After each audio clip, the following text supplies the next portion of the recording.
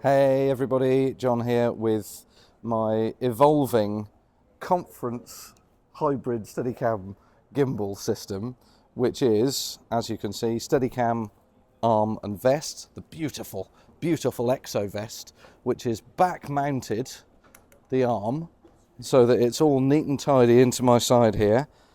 On here is a beautifully crafted bracket that I've made, on which is the power base for the RS2 DJI gimbal and battery to power it all. It powers the Ninja, so I've got not only a big screen but a backup recorder, so I hit record on the gimbal, it records on the camera and backup on the Ninja, so I've got lovely backup recording.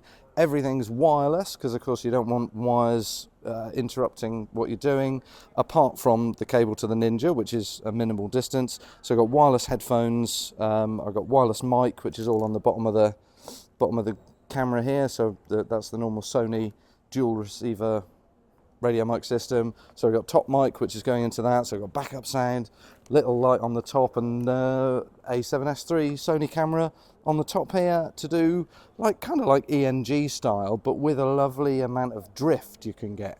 So it's an evolved system, ideal sort of hybrid system that we can do nice little moves around conferences and people, events and things, without the full Steadicam, the full weight of the whole rig.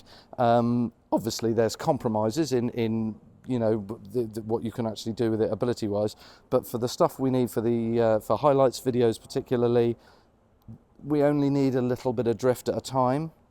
And even for interviews, you're just drifting a little bit left and right, and without all that weight on my arms, I can do it all day long. But you still get that lovely Steadicam arm, which takes out most of my footsteps and movement.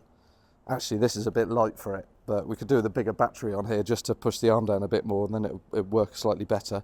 But for everything we're doing, actually, this has been really fab. So this is the next evolution of John's Steadicam gimbal system. Woohoo!